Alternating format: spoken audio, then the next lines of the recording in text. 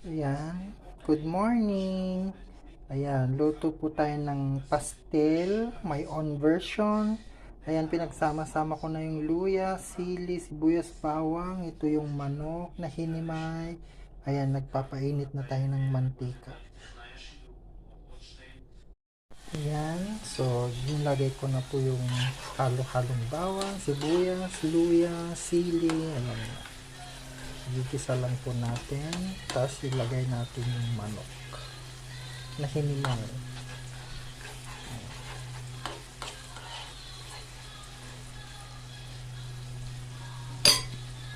Yan guys, nilagay na natin yung hinimay na manok. Nilagyan ko na rin ng paminta at saka powder garlic. Gusto ko kasi mag-garlic. So, gisa-gisa lang natin ng ganyan. Then, mamaya timplahan na po natin yung toyo, suka, lemon. Ayan.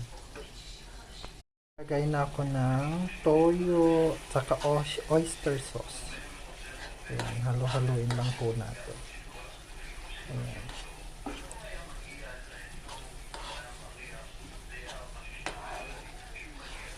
Ito po ay own version ko lang po ng chicken pastilla, hindi po ito original. Kasi ito, lalagyan ko din ng mushroom. Kasi gusto ko pong lagyan. Hindi po ito yung original pastel. Own version ko lang po. Ayan.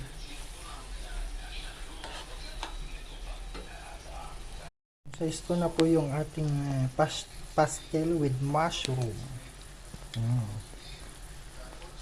Own version lang po. Pwede nyo naman pong hindi lagyan. Ang pastel po na original, puro chicken lang. Pero gusto ko lang pong lagyan ng mushroom. Ayan na po, ang ating chicken pastel with mushroom. Yum, yum, yum.